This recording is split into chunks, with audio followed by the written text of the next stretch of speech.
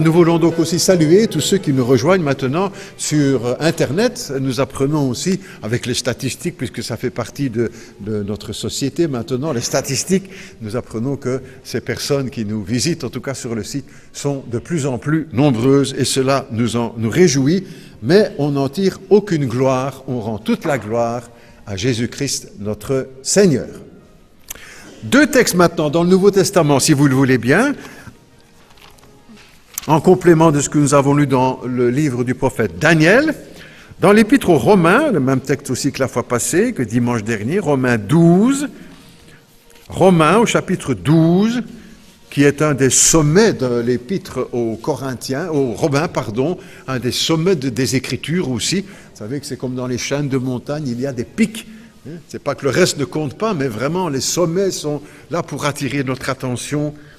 Romains fait partie de ces sommets, de ces pics de l'Écriture. Romains chapitre 12, les deux premiers versets. Romains 12, versets 1 et 2. « Je vous exhorte donc, écrit l'apôtre, conduit par le Saint-Esprit. Je vous exhorte donc, frères et sœurs, par les compassions de Dieu, à offrir vos corps comme un sacrifice vivant, saint, agréable à Dieu, ce qui sera de votre part un culte raisonnable. Ne vous conformez pas au siècle présent, mais soyez transformés par le renouvellement de l'intelligence, afin que vous discerniez, que nous discernions, quelle est la volonté de Dieu, ce qui est bon, agréable et parfait. » Quel beau texte, n'est-ce pas? Je veux bien croire que c'est un des sommets, pas seulement nous qui le disons. Un peu plus loin, l'épître de Jean, première épître de Jean, au chapitre 2, ça c'est presque à la fin de la Bible,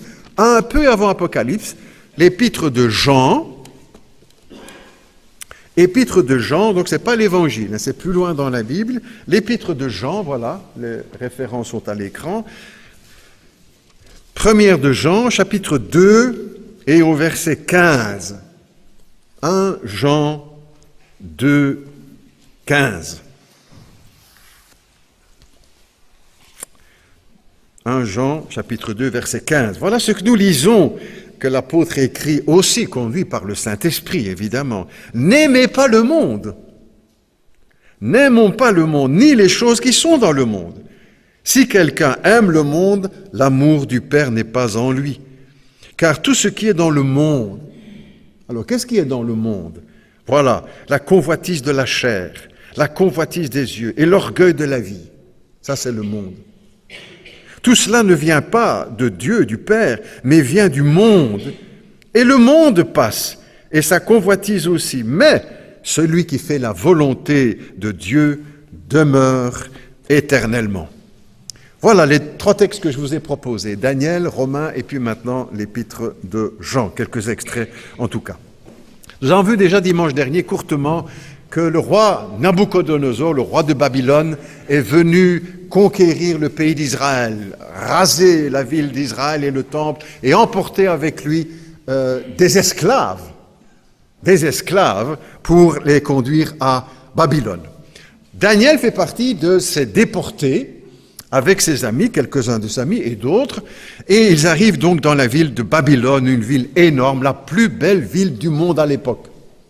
Babylone, la plus belle, la plus riche, la mieux construite, la plus puissante, la mieux défendue, splendide, imprenable, impressionnante, séduisante, la ville de Babylone.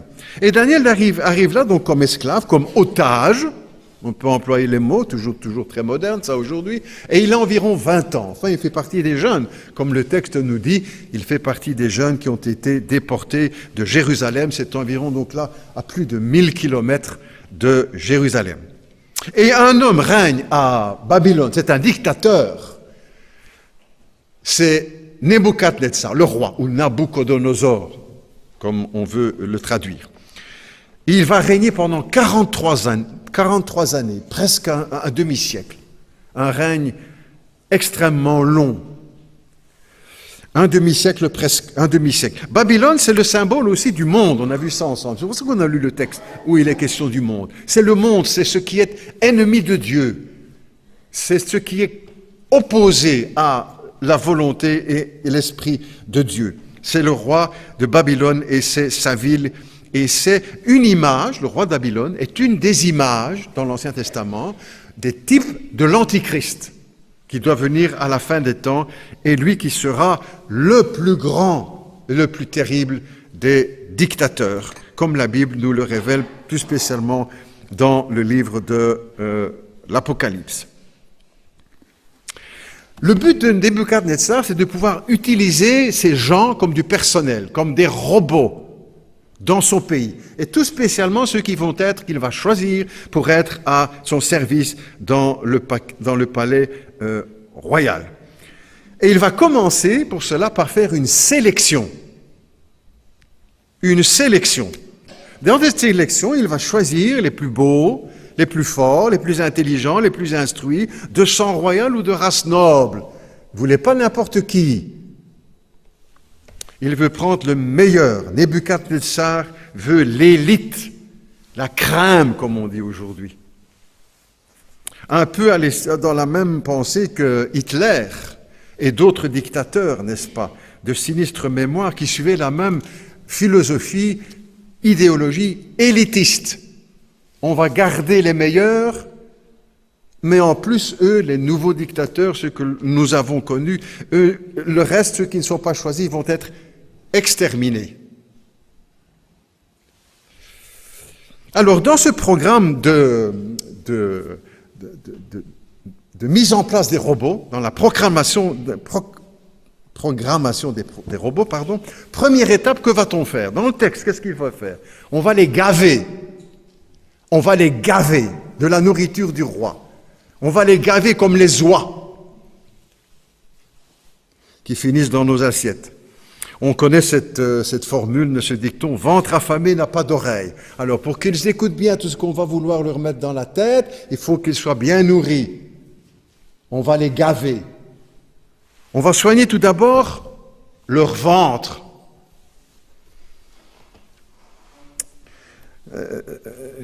On dit également, parmi les dictons connus là-dessus, que l'homme a des oreilles dans son estomac. Et quand l'estomac est en place, bien nourri, alors on commence à écouter. Je crois que toutes les dames savent ça vis-à-vis de leur mari. C'est toujours mieux quand il est bien nourri. On va les gaver pour bien disposer leur esprit. On va soigner leur corps. Et puis, deuxième étape dans cette programmation des robots, deuxième étape, on va changer leur nom. On va leur donner des nouveaux noms. Ils étaient hébreux, ils étaient juifs, ils avaient des noms juifs, des noms hébreux. On va leur donner maintenant des noms assyriens, des noms que l'on donne à Babylone. C'est un peu aujourd'hui encore comme les choses se passent, n'est-ce pas? Comme quand des Européens partent pour le djihad. Quand ils arrivent là-bas, on change leur nom. Ce ne sont pas des nouvelles méthodes, c'était déjà les méthodes du roi Nebuchadnezzar. Pour les déconstruire. On n'a plus le nom que nos parents nous ont donné, on nous donne un nouveau nom, une nouvelle vie, un nouveau départ, une déconstruction, une dépersonnalisation, pour employer les mots, c'est toujours, on va détruire leur personnalité, leur racine, leur identité. On va les casser en changeant leur nom. C'est en quelque sorte une assimilation forcée,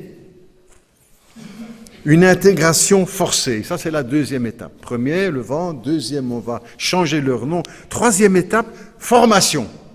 Camp de concentration, camp de rééducation. Pendant 3 années, on va leur donner un cours intensif pour les former ou les déformer selon la doctrine de Babylone.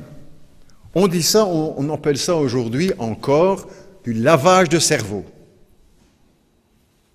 Du lavage de cerveau. C'est une des méthodes qui est employée systématiquement, n'est-ce pas, par tous les dictateurs de l'histoire.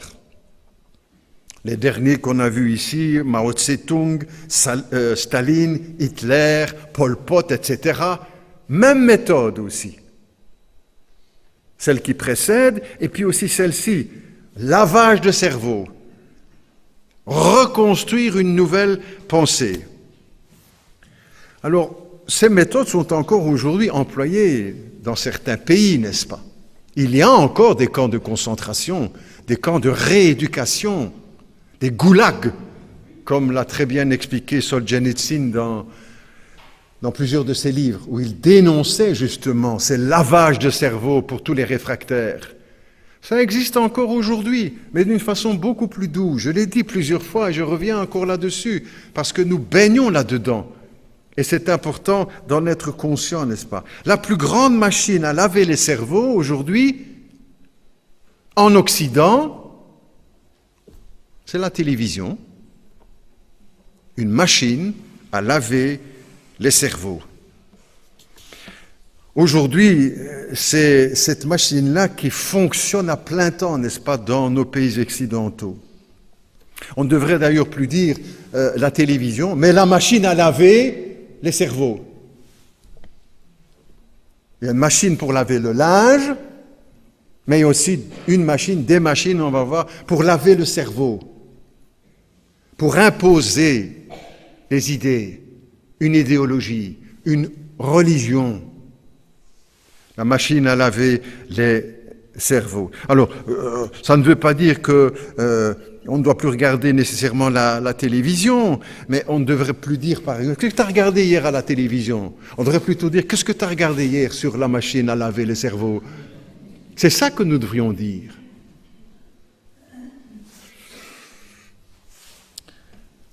La machine la plus sournoise aussi et la plus dangereuse que tous les goulags qui ont été inventés par les dictateurs, n'est-ce pas? Pourquoi? Parce que cette machine à laver le cerveau agit sans contrainte, sur des millions de personnes dans le monde entier, à domicile, dans le confort, il n'y a pas de barreaux, il n'y a pas de garde. Alors, moi, je ne suis pas ici en train de prêcher contre la télévision ou contre ceci, contre cela, mais pour attirer notre attention sur l'importance d'être vigilant, sur la vigilance et pour avertir. Et c'est ça aussi l'un des rôles du pasteur ou de la prédication de la parole de Dieu. C'est de mettre en garde, de travailler comme une sentinelle pour prévenir. Et puis chacun fait encore comme il veut, n'est-ce pas? Celui qui entend la trompette et qui se prépare pour le combat, tant mieux. Celui qui entend la trompette et qui reste sans... C'est son choix. Mais il faut que ce soit dit pour que personne ne dise « Ah, je ne savais pas, on ne m'a pas prévenu, on ne m'a pas dit ça à l'église, le pasteur n'en a jamais parlé. » Il faut que ce rôle soit tenu aussi dans l'église pour avertir. J'ai lu il y a quelque temps un très beau texte qu'on m'a donné, qu'on m'avait proposé, que je n'ai pas encore mis, on m'avait proposé pour mettre dans la résurrection, je n'ai pas mis, il va venir prochainement certainement, que j'ai adapté un petit peu pour nous ce matin, et pour moi bien sûr.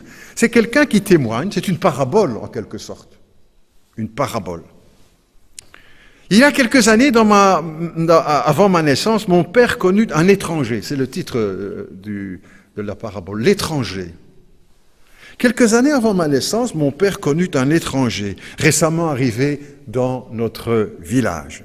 Et depuis le début, mon père fut subjugué par cet étranger, si bien qu'il en arriva à l'installer chez nous, dans notre maison. Et depuis ce jour, l'étranger fait partie de notre famille. Moi, je grandissais, je n'ai jamais demandé d'où il venait, tout cela me paraissait évident. Mes parents étaient enseignants, maman m'a appris ce qu'était le bien et le mal, et mon père m'a appris l'obéissance. Mais l'étranger, c'était un conteur, un enjôleur. Il nous accrochait pendant des heures, fascinés par ses histoires, ses feuilletons mystérieux, comiques ou tragiques. Il avait réponse à tout ce qui concernait la politique, l'histoire, ou les sciences, ou la vie. Il connaissait tout du passé, du présent. Il osait même parler de l'avenir, et il donnait son avis sur tout. L'étranger. L'étranger n'arrêtait jamais de parler. Même quand quelqu'un était invité à la maison, on ne l'empêchait pas de parler. Ça ne dérangeait pas maman, pourtant parfois elle se levait sans prévenir pendant que nous continuions à boire ses paroles. Je pense en réalité qu'elle allait dans la cuisine pour avoir un peu de tranquillité. Je me demande si elle n'espérait pas avec impatience qu'il s'en aille, l'étranger. Il devenait l'intrus dans la maison. Mon père avait ses convictions morales, mais l'étranger n'en tenait jamais compte, pour rien. Par exemple, les blasphèmes, les jurons, les grossiers mots, dans notre maison, ça n'existait pas. Mais l'étranger, lui, se permettait tout, offusquant mon père et faisant même rougir ma mère. Mon père nous avait totalement interdit l'alcool, mais lui, l'étranger, il nous incitait à boire, souvent, avec modération, selon la formule consacrée, mais que personne ne respecte. Il parlait librement du sexe. Et souvent, des images accompagnaient les paroles. Maintenant, je sais que ma vie a été grandement influencée par cet étranger, pendant mon enfance, mon adolescence et ma jeunesse. Nous le critiquions parfois, mais quand même, il était toujours là, présent. 50 ans se sont passés depuis notre départ du foyer paternel. Et maintenant que je suis moi-même père de famille, je réalise le mal qu'il m'a fait. Et je veux avertir, protéger mes enfants. Il n'empêche que si vous pouviez entrer encore aujourd'hui à la maison, chez mes parents, vous le retrouveriez toujours au centre du salon. Vous voulez connaître son nom? Nous l'appelons téléviseur. Mais attention, parce que maintenant, il a une épouse qui s'appelle ordinateur. Et il a un fils qui s'appelle GSM. Et il a un neveu, pire que tous les autres, qui s'appelle smartphone.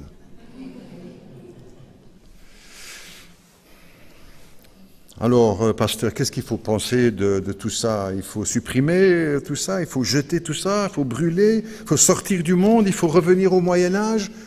Ben non, nous ne saurions pas, n'est-ce pas? Jésus l'a déjà dit, ils sont dans le monde, je ne te prie pas de les ôter du monde, mais de les garder du mal.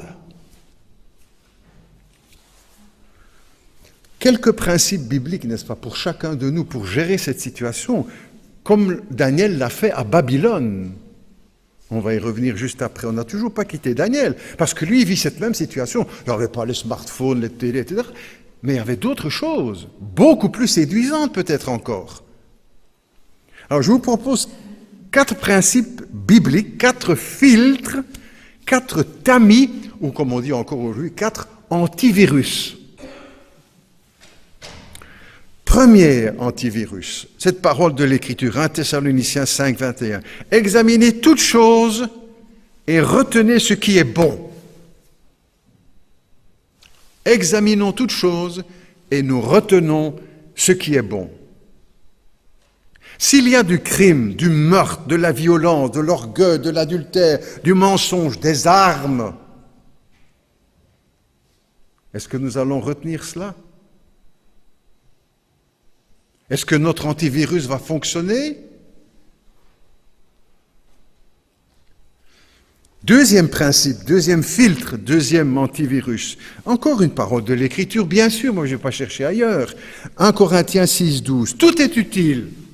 Ah, mais bien sûr que ça peut être utile, tous ces petits machins-là. Bien sûr, tout est utile, mais, dit l'apôtre, conduit par le Saint-Esprit, je ne me laisserai asservir par quoi que ce soit. Je ne serai jamais esclave.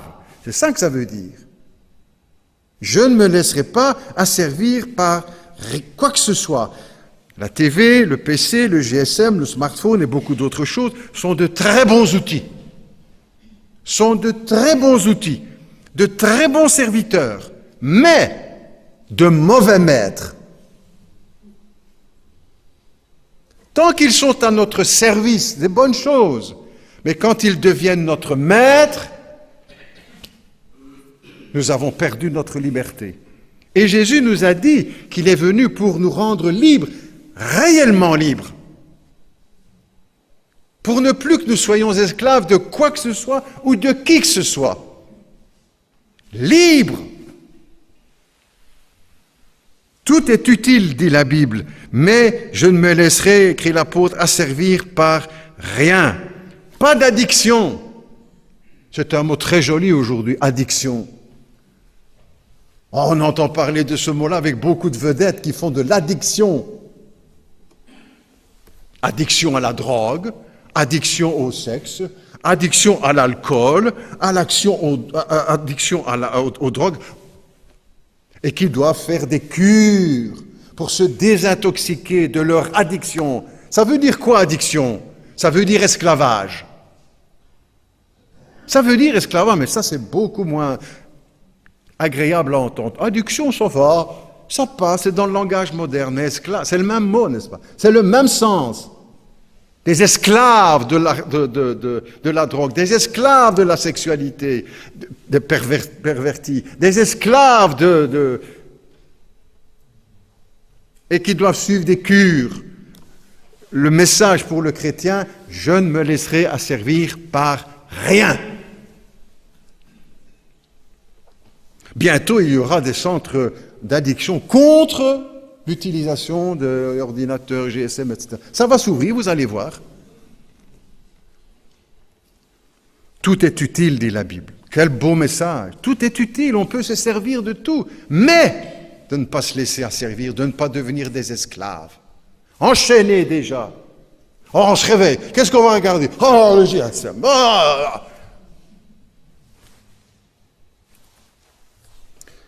Troisième filtre. Tout m'est permis, mais tout n'est pas utile. C'est la Bible encore, même 1 Corinthiens 6, 12. Tout m'est permis, c'est merveilleux, hein? Tout m'est permis, mais je dois quand même choisir des choses qui sont utiles. Et quand ça devient de l'inutile. Allô, oui, t'es debout? Oui, je suis debout. Tu t'es réveillé à quelle heure? Je suis réveillé à 11 heures. Et toi? Moi à 10 heures. T'es où? Je suis dans la rue. On rit, n'est-ce pas? Ben, je comprends, je me présente aussi de cette façon-là. Mais ça devient un esclavage, n'est-ce pas? Ça devient un esclavage. C'est de l'inutile. Quatrième filtre, quatrième antivirus, pour ceux qui veulent éviter les virus. Tous, n'est-ce pas, dans nos ordinateurs ou PC ou ces machins-là, nous veillons aux virus. Attention, un signal, danger, on ne va pas. Et pour notre vie spirituelle, on laisse tout passer. On laisse tout passer. Il n'y a pas d'antivirus qui fonctionne. Et l'esprit du monde, comme l'apôtre parlera, n'aimons pas le... Ça passe, sans filtre, aucun. On dira, ouais, mais ça c'est pour les jeunes. Non, non, non, c'est pas pour les jeunes. C'est pour tout le monde. Quand, pour aller à Bruxelles, pour les cours à l'Institut biblique, quand je prends la gare, je descends à la gare centrale, c'est tout près de l'Institut. Mais moi, je suis consterné. Les gens ne se regardent plus, hein. Ils sont tous sur leur machine. Les jeunes, les moins jeunes, les jeunes sont assis par terre et on regarde. Tout le monde! Dans le hall en bas, dans le hall en haut, dans le hall à la terrasse, au café, voilà. Tous est là avec les esclaves. Le chrétien, la parole dit, ne te laisse pas asservir par quoi que ce soit. Ne t'enchaîne avec rien. Sois libre. Si c'est utile, il faut travailler. Moi, je pense, quand j'étais plus jeune, si on avait eu ces outils-là pour travailler, quand j'étais chez mon père dans l'entreprise, qu'est-ce que ça nous aurait aidé pour, voilà, il n'y avait pas. Utile, mais pas esclave. Hein. Quatrième filtre, que tout ce qui est honorable, juste, pur, aimable, c'est la parole de Dieu, hein, qui mérite l'approbation, qui est vertueux, qui est digne de louange, qui soit l'objet de nos pensées. C'est ça le filtre. Philippiens 4.8, encore un antivirus. Si ce n'est pas de ce domaine-là, fais fonctionner l'antivirus. Je n'ouvre pas, je ne réponds pas, je ne prends pas.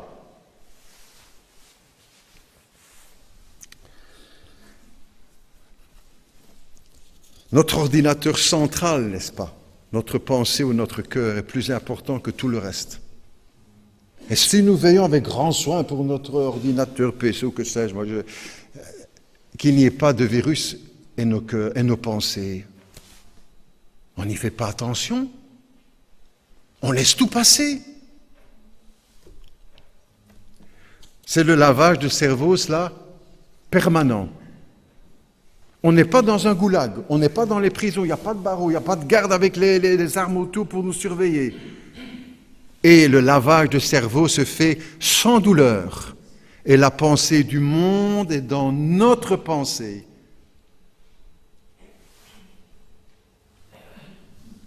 C'est pourquoi il faut lire et relire la parole de Dieu, comme je disais tout au début de notre culte. C'est le meilleur des antivirus qui va nous signaler, attention, danger, regarde, attention. Ne mets pas ça dans ton ordinateur, dans ton cœur.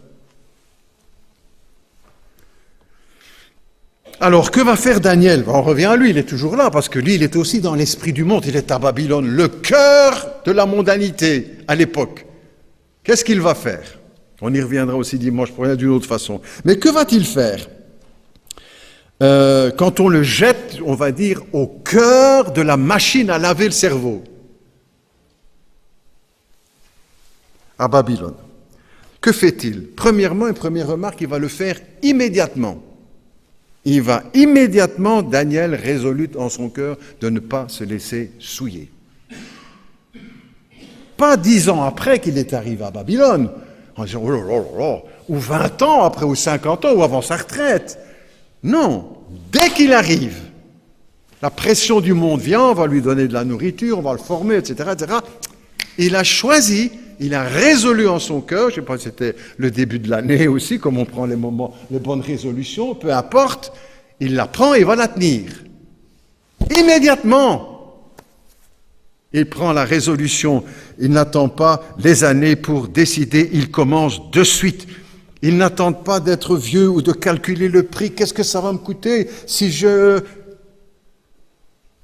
fais fonctionner l'antivirus. Ceci aussi nous concerne les uns et les autres, n'est-ce pas? Parce que non seulement, bien sûr, il est précieux et utile et important, urgent de se convertir, d'appartenir à Jésus, d'être lavé, d'avoir la vie éternelle, mais aussi pour ceux qui sont convertis, nés de nouveau, importance aussi d'être consacrés, pleinement consacrés. Daniel aurait eu 1000 bonnes raisons de dire, mais là, qu'est-ce que Dieu a fait? Il a laissé prendre Jérusalem, Israël est détruit, je suis ici en exil à Babylone, chez les ennemis, j'ai 20 ans, c'est ma jeunesse, mais je vais me laisser aller, je vais lâcher tout. Non, il prend la résolution, il fait choix de la fidélité à son Dieu, tout de suite. Résolu en son cœur de ne pas se souiller. Important de se convertir, bien sûr, on le dit, on le redit, mais important aussi, une fois qu'on est converti, de se consacrer. Pas un pied dans le monde et un pied dans l'Église. Comme Samson, n'est-ce pas? Samson, c'est le type du chrétien charnel. Il est à Dieu, il a des dons, on aime bien de parler des dons, il est rempli de dons. Mais il est charnel. Il n'est pas consacré. Il est une fois dans le monde, il est une fois où il faut. Mais ça va tourner mal, n'est-ce pas? Il va perdre sa vie. Et Daniel, lui, sera l'exemple du chrétien spirituel, qui fait les bons choix. Dès son jeune âge. Il a beaucoup de dons aussi, mais il va les consacrer à son Dieu. Il ne va pas perdre sa vie, sa jeunesse. Il va se donner au Seigneur. Je me souviens d'un jeune, maintenant il a à peu près mon âge, à l'époque il était jeune, dans le club de jeunes à Couillet, au club Le Phare. Il est venu pendant un temps, il venait de temps en temps, il repartait, il était là, il venait, on connaissait. Et puis après un temps on ne le voit plus, il s'est marié avec quelqu'un qui ne partageait pas sa foi du tout, au contraire qui était opposé, bref, mariage, soit On ne le voit plus, je le revois après quelques années. Et il me dit dans un des entretiens que nous avions, parce qu'il a été au milieu des problèmes de couple, il me dit, quand j'ai pris des mauvaises décisions quand j'étais jeune, c'est lui qui me dit ça, hein, pas des paroles de pasteur. J'ai pris des mauvaises décisions quand j'étais jeune parce que je n'étais pas consacré. Ah, il connaissait l'évangile, il venait, il aurait su l'expliquer, il aurait su, voilà, pas de problème. Mais il n'était pas consacré. C'est lui qui me dit ça. Je n'avais même pas lui dit, tu sais, est-ce que tu ne penses pas que... Oh, c'est lui qui me dit. J'ai pris de mauvaises décisions dans ma jeunesse parce que quand j'étais jeune, je ne me suis pas consacré, je n'étais pas consacré. Vous savez, presque dans toutes mes Bibles, je ne vais pas vous faire la démonstration, presque dans toutes mes Bibles, j'ai 2 cartes. J'ai fait des photocopies comme ça.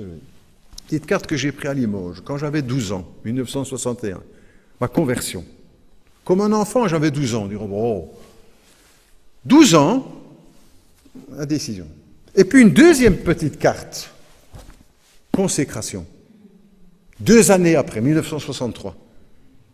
Comme un enfant, j'avais 15 ans. Comme un adolescent. Oh, est-ce que c'est si important que ça, à 15 ans, cet âge-là? Est-ce que ça compte? Converti et consacré au Seigneur. Daniel fait partie, nous dirions, si on transpose aujourd'hui ces enseignements de l'Ancien, converti, appartient à Christ, à Dieu, et consacré dès sa jeunesse.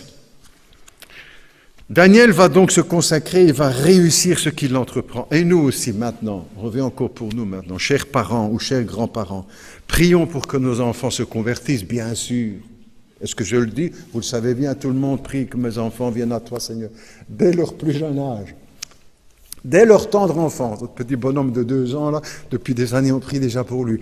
Tout de suite, Seigneur, quand dans sa prime enfance, pas à 20 ans ou à 30 ans, c'est déjà loin tout ça, de sa prime enfance, qui se donne son cœur à Jésus. Bien, deuxième prière, Seigneur, qu'il se consacre. Que mon fils, que ma fille, mon enfant, mon petit-fils, ma petite-fille, soient aussi consacrés à Jésus-Christ. Très bien convertis. Mieux encore quand on est consacré à Jésus-Christ, consacré au Seigneur. Et c'est comme Daniel, certainement, pendant le temps de la jeunesse que ces décisions doivent se prendre. On dit, oh, ça c'est pour les jeunes. Non, non, ça nous concerne aussi, nous les parents et les grands-parents. Parce que c'est dans cette direction-là aussi que nous devons conduire nos enfants et nos petits-enfants. Parce que ce qui est important, c'est le fondement étant des bonnes racines. Les mauvaises racines donnent de mauvais fruits, n'est-ce pas? Il y a quelques années, j'ai planté dans le jardin des groseilliers. Ce n'est pas énorme, de petits groseilliers. Mais qu'est-ce que j'ai pris soin? Je veux absolument qu'ils donnent des fruits là très bientôt. Donc, j'ai préparé le terrain, j'ai mis de la bonne terre, j'ai mis du fumier, j'ai tassé la terre, j'ai arrosé, j'ai réarrosé, j'ai mis un tuteur, j'ai couvert l'arbre pour pas qu'il y ait du gel, etc. Pour des petits groseilliers. Pourquoi? Parce que les racines, le fondement, c'est capital. Dans la vie aussi. Paul dit à Timothée, son jeune collègue, sois un modèle pour les fidèles en parole, en conduite, en charité, en foi et en pureté. Il n'y a rien de plus beau qu'un jeune qui se convertit, qui vient au Seigneur quand il est jeune. Rien de plus beau aussi qu'un jeune qui se consacre quand il est jeune. Pas qui essaie de faire de toutes ces expériences et qui va se casser le nez partout et se blesser et revenir après tout meurtri. Pourquoi se consacrer quand on est jeune? Plusieurs raisons, je retiens. 7 tout d'abord, très simple, court. Premièrement, parce que quand tu viens jeune à Jésus et que tu te consacres, tu vas entraîner d'autres avec toi. Tu vas entraîner d'autres jeunes avec toi. Regarde Daniel. Il a entraîné ses 3 amis, Shadrach, Meshach et Abednego. Ils vont venir avec. Ils vont le suivre. Il s'est consacré et d'autres vont dire, ah, ça c'est ce que je voudrais moi aussi. consacré au Seigneur, parce que tu vas en entraîner d'autres avec toi. Deuxième raison, parce que tu vas encourager beaucoup de vieux. Je ne le dis pas pour blesser personne, comme dans la belle chanson de Jacques Brel, n'est-ce pas? Il a dit avec tellement de cœur en parlant des vieux. Parce que ça va encourager nos aînés, n'est-ce pas? Je suis certain que tous vous dites qu'on est heureux quand on voit des jeunes dans l'église, quand on voit des jeunes dans l'école, quand on voit des jeunes à l'école, notre ami Franco, quand il voit les enfants qui courent ici dans l'école, parce qu'ils sont déjà dans une école chrétienne. Quelle joie! Et puis encore quelle joie quand on voit les enfants les plus jeunes qui se consacrent. Ils marchent avec Dieu, il est là, il est correct. Ah! Tu vas encourager beaucoup d'aînés, on va le dire comme ça, pour que personne ne soit blessé, de voir l'armée de Christ qui grandit, qui se développe avec des jeunes soldats. Une troisième raison pour venir quand on est jeune, parce qu'on s'épargne beaucoup de blessures, n'est-ce pas? On s'épargne beaucoup de blessures. En venant tôt, en venant jeune. Consacre-toi avant que les mots « hélas » ne viennent. Hélas. Avant que les ménages soient détruits, avant que les vies soient brisées, avant les regrets, avant les larmes, avant l'amertume, avant les « ah, si j'avais su », avant les « ah, si je pouvais revenir en arrière »,« ah, si j'avais écouté ». Regardons la vie du fils prodigue, n'est-ce pas? Que de misère épargnée si j'étais resté chez son père. Quand il revient, il vient de quitter les cochons, au sens propre et au sens figuré, n'est-ce pas? Bien sûr, on le comprend. C'était ça sa vie? Une quatrième raison, n'est-ce pas?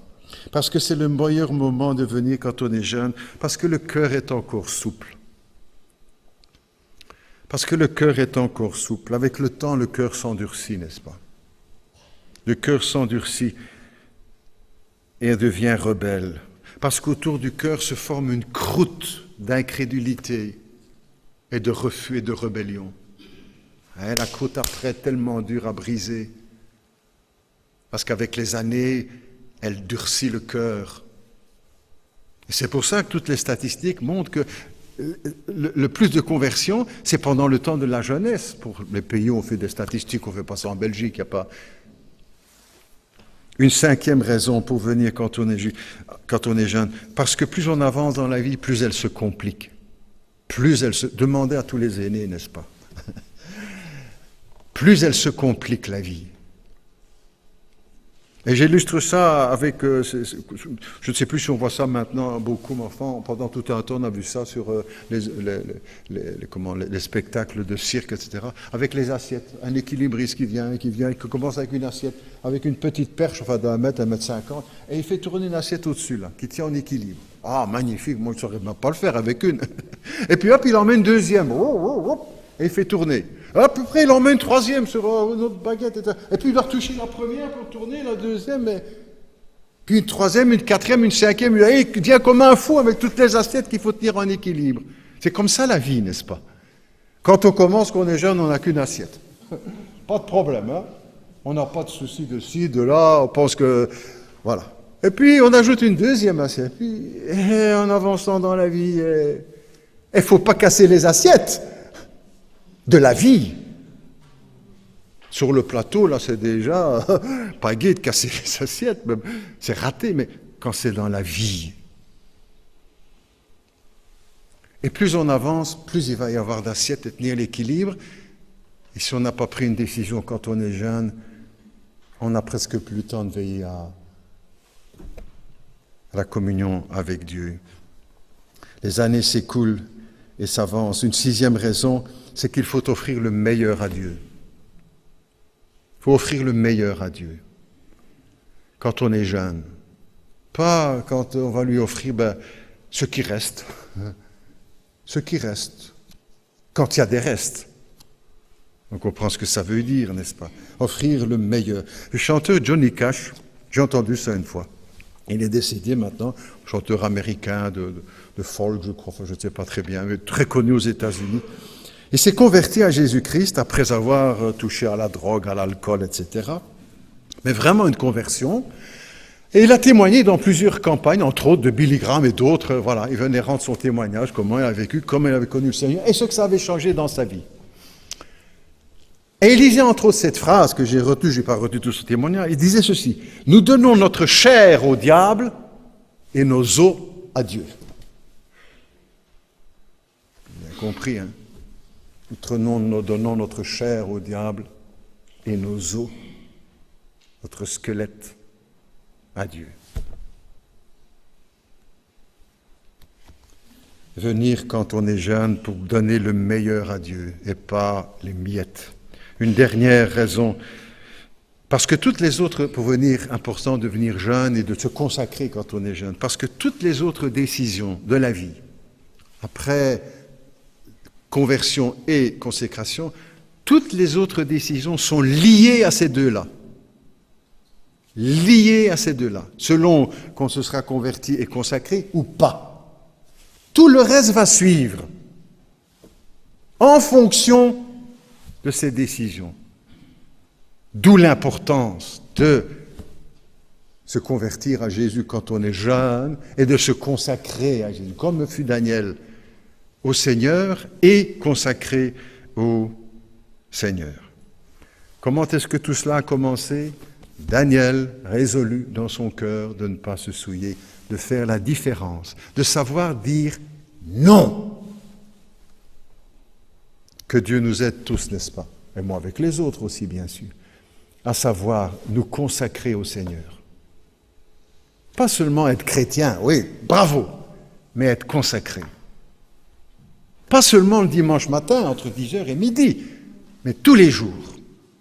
Consacré à Dieu, dans tout ce que je vais faire. Le triage va se faire, l'antivirus va fonctionner. Et pour veiller à ce que je mets dans mon ordinateur central, mon esprit ou mon cœur, ne laisse pas entrer n'importe quoi ou n'importe qui. Fais fonctionner l'antivirus. Daniel résolut en son cœur de ne pas se souiller. Il a mis l'antivirus tout de suite. Et alors, ça a été mal pour lui? Ça a été mieux que tous les autres. Mieux que tous les autres. Prions ensemble. Notre Dieu, notre Père, merci pour les précieux exemples que tu nous donnes dans ta parole. Par Jésus-Christ, bien sûr, notre modèle parfait, mais aussi d'autres qui nous ont précédés, que tu as placés, que tu as bénis, que tu as sanctifiés. Seigneur, merci pour ce récit sur Daniel, sur sa foi, sa fidélité, sa consécration, sa décision, ses décisions, parce que d'autres viendront encore plus tard. Père Céleste, nous te prions pour chacun de nous. Aide-nous, Père Céleste, à être pleinement consacrés et ne pas clocher des deux pieds. Comme le prophète Élie le disait au peuple d'Israël, « Jusque à quand clocherez-vous des deux pieds? Un pied dans le monde et un pied dans l'Église. Un pied avec Dieu et un pied sans Dieu. Il y a un choix à faire. » Seigneur, aide-nous ce matin encore chacun. Là où il y a des choses, des antivirus à placer dans notre ordinateur central, dans notre cœur, dans notre esprit, dans nos pensées, pour ne pas nous laisser empoisonner, souiller par les mets du roi de ce monde, le prince des ténèbres. Au nom de Jésus, nous te prions. Amen.